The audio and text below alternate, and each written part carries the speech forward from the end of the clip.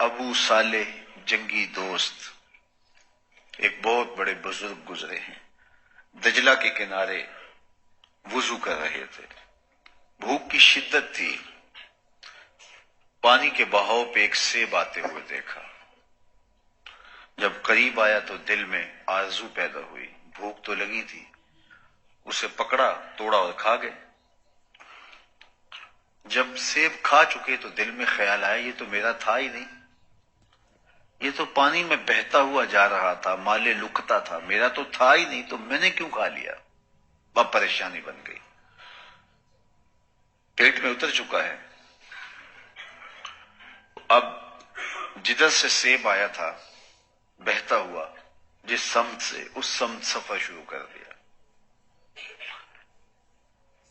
ایک باغ دیکھا جس کی شاخیں جھکی ہوئی ہیں دریا کے اوپر، اور وہ شاخیں سیب سے بھری ہوئی ہیں، سمجھ گئے کہ یہاں سے گرا ہوگا۔ چونکہ یہ دجلہ جو ہے اس کے کنارے بہت زیادہ باغات واقع ہیں، اس کو ام البساتین بھی کہتے ہیں، باغوں کی ماں، دجلۃ الخیر، ام البساتین۔ تو سمجھ گئے، گمان غالب یہ ہوا کہ یہاں سے سیب گرا ہوگا، تو باغ کے مالک کے پاس پہنچے اور کہا کہ غالب گمان کے مطابق آپ کے باغ سے گرا ہوا سیب پانی میں بہتا ہوا جا رہا تھا، میں نے اٹھایا اور کھا لیا، کیا مجھے معافی مل سکتی ہے؟ وہ بڑے حیران ہوئے کہ پانی میں بہتا ہوا سیب لوگ اٹھا کے کھا لیا کرتے ہیں اور پھر اس کے مالک کو کبھی تلاش نہیں کرتے۔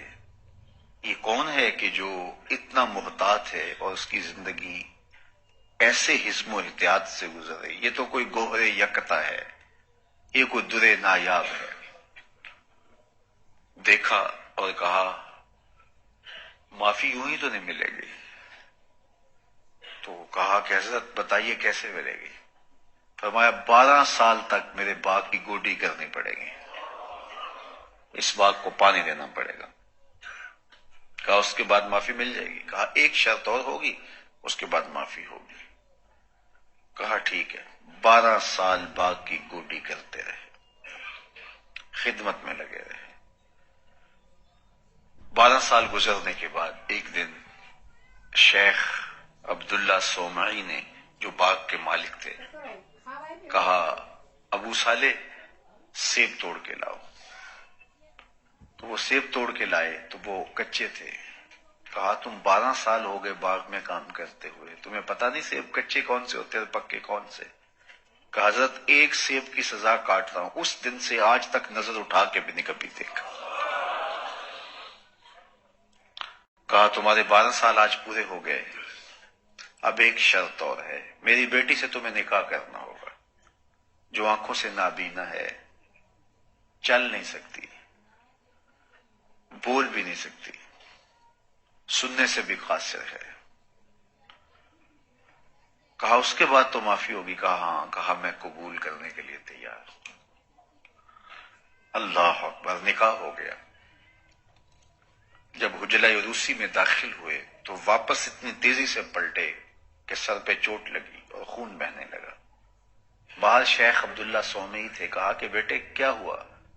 کہا ایک غلطی کی سزا 12 سال کاٹی، دوسری غلطی ہونے لگی تھی، آپ نے جس نشانی کی لڑکی سے میرا نکاح کیا تھا یہ وہ تو نہیں ہے، یہ تو کوئی اور ہے، یہ تو صحیح الحواس ہے، یہ تو صحیح الاعضاء ہے، یہ تو خوبرو خاتون ہے۔ کہا کہ یہی تمہاری بیوی ہے، لیکن آنکھوں سے نابینی اس طرح ہے کہ اس نے آج تک کسی غیر محرم کو نہیں دیکھا۔ میں نے کہا کہ پاؤں سے چل نہیں سکتی، تو اس کا مطلب یہ ہے کہ آج تک وہاں چل کر نہیں گئی جہاں میرا رب اسے دیکھنا نہیں چاہتا۔ یہ گونگی اس طرح ہے کہ آج تک اس نے غیر محرم سے کلام نہیں کیا۔ یہ بہری اس طرح ہے کہ غیر محرم کی آواز نہیں سنی۔ حضرت شیخ ابو صالح جنگی دوست اور حضرت عبداللہ سومعی کی اس بیٹی سے اللہ نے ایک بیٹا عطا کیا جسے دنیا حضرت سیدنا غوث اعظم شیخ عبد القادر جیلانی کے۔ جب مائیں ایسی پاک تینت اور پاک کمال اور حیا اور پردے کی خوگر ہوں اور باپ اتنے صالح ہوں،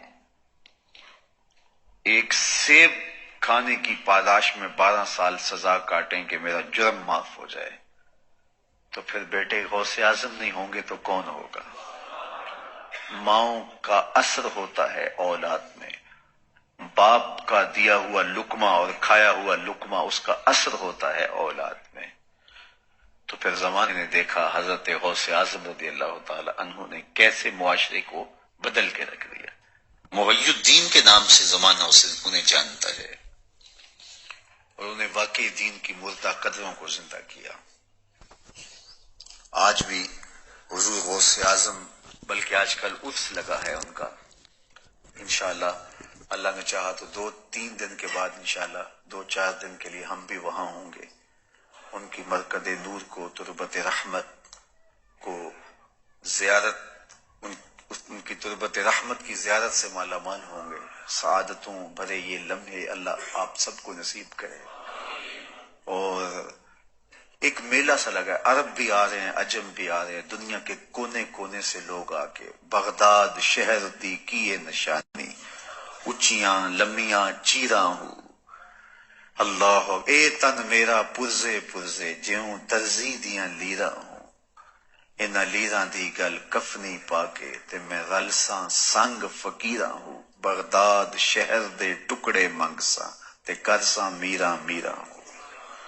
شہنشاہ اور کج کلا اس چوکھٹ پہ ہاتھ باندھے کھڑے ہوتے ہیں، کیا مناظر ہوتے ہیں، کیا محبت نامے اور کیا عقیدتوں اور نور و نکہت کا ماحول۔ زندگی انہوں نے اللہ اس کے رسول کے نام پہ لگا دی، آج مرنے کے بعد بھی زندہ۔ فقیر نام تنا دا باہو قبر جنا دی چیزیں ہو۔ دنیا پہ کتنے آئے چلے گئے، آج دنیا ان کا نام بھی نہیں جانتا۔ بغداد کے عالی مرتبت حکمران جن کا طوطی بولتا تھا، آج کہاں ہیں؟ آج ان کی قبروں کے نشان بھی ہمیں نہیں ملتے، لیکن یہ قبریں زندہ ہیں، ان قبروں کی مٹی سے بھی روشنی نکل رہی ہے۔ تو جب رزق پاک ہوگا تو پھر صالح اولاد نصیب ہوگی۔ تو رزق کو پاک کرنے کا اہتمام کیجیے۔ ہمارے بزرگ معمولی شک پہ حلال کو بھی چھوڑ دیتے تھے، اور اصول یہ ہے جو میرے حضور نے بیان فرمایا، ان الحلال بین و ان الحرام بین، حلال بھی واضح ہے اور حرام بھی واضح ہے، یہ حلال ہے یہ حرام ہے، وبینہما امور مشتبہات، حلال اور حرام کے درمیان کچھ شبہ والی چیزیں ہیں، فرمایا جو شبہ میں پڑ گیا وہ حرام میں پڑ گیا، تو اپنے آپ کو حرام سے بچائیں۔ قرب قیامت کے فتنوں سے یہ ایک فتنہ بیان کیا گیا کہ لوگ مال کمانے میں لگ جائیں گے اور یہ نہیں سوچیں گے امن الحلال امن الحرام، کہ یہ جو ہم کما رہے ہیں یہ حلال سے ہے یا یہ حرام سے ہے۔ حرام اور حلال کی تمیز اٹھ جائے گی، لوگوں کا مطمع نظر، لوگوں کا مقصود کسب، کاروبار کا جو ہے وہ مدعا یہ ہوگا کہ ہم نے رزق اکٹھا کرنا ہے، ہم نے دولت جمع کرنی ہے۔ دولت کو جمع کرنے کی ہوس اور خواہش اور آرزو سے یہ امتیاز اٹھ جائے گا کہ یہ جو ہم کما رہے ہیں یہ حلال کا ہے یا یہ حرام کا ہے۔ پیسے آنے چاہیے، مال آنا چاہیے، چاہے حلال ہو چاہے حرام ہو، لوگوں کی غرض یہ ہو جائے گی۔ جب غرض یہ بن جائے گی کہ ہمیں مال ملنا چاہیے تو پھر نتیجہ کیا ہوگا؟ پھر نتیجہ یہی ہوگا کہ برکت اٹھ جائے گی۔ دیکھیے کثرت اور چیز ہوتی ہے، برکت اور چیز ہوتی ہے۔ رزق کی کثرت یہ کوئی چیز نہیں ہے، رزق کی برکت بڑی چیز ہے۔ تو اللہ سے رزق مبارک طلب کیا کرو، اللہ دے، بہت زیادہ دے، لیکن برکت والا دے۔ برکت والا تھوڑا بھی کافی ہوتا ہے، اور جس میں برکت نہ ہو وہ زیادہ بھی تھوڑا ہوتا ہے۔ تو کثرت کچھ نہیں ہے، برکت سب کچھ ہے۔ تو برکت اسی رزق میں ہوگی جو رزق پاکیزہ ہوگا، حلال طریقے سے کمایا گیا ہوگا، کسی کو ضرر نقصان نہیں دیا ہوگا، اور اس کا حق ادا کیا گیا ہوگا۔ پہلی چیز عقل حلال۔ آپ جب بھی کاروبار کریں تو اپنے رزق کو ہمیشہ پاک رکھیں۔ دوسری بات، صدق مقال۔ جس طرح آپ کے پیٹ میں حلال کا لقمہ نہیں اترنا چاہیے، حرام کا لقمہ نہیں اترنا چاہیے، اسی طرح آپ کی زبان سے سچ کے علاوہ کچھ نہیں نکلنا چاہیے۔ تمہاری زبان سچ بولے، تمہیں سچ بولنے کی تلقین کی گئی ہے۔ حضور علیہ الصلوۃ والسلام نے ایک جملہ ارشاد فرمایا، الصدق تمانیہ، اتنا جامع کلمہ ہے جس میں بہت کچھ آ جاتا ہے۔ صدق، سچائی، باطن کی طمانیت کا سبب اور ذریعہ ہے، باطنی سکون کا ذریعہ ہے۔ آگے فرمایا والکذب ریبہ، اور جو کذب ہے، جھوٹ ہے، وہ ریبہ، وہ تشکیک ہے، ابہام ہے، بے چینی ہے، اضطراب ہے، ٹینشن ہے، پریشانی ہے، اذیت ہے، ہر وقت کی بے قراری ہے۔ تو سچ طمانیت ہے، سکون قلب ہے، اطمینان باطن ہے، اندر کا قرار ہے، روح کا چین ہے، اور جھوٹ بے چینی ہے، اضطراب ہے، ٹینشن ہی ٹینشن ہے، پریشانی ہی پریشانی ہے، ایک اندیکھی تکلیف ہی تکلیف ہے۔ تو اس لیے ہمیں ریبہ، اس بے چینی سے بچنے کی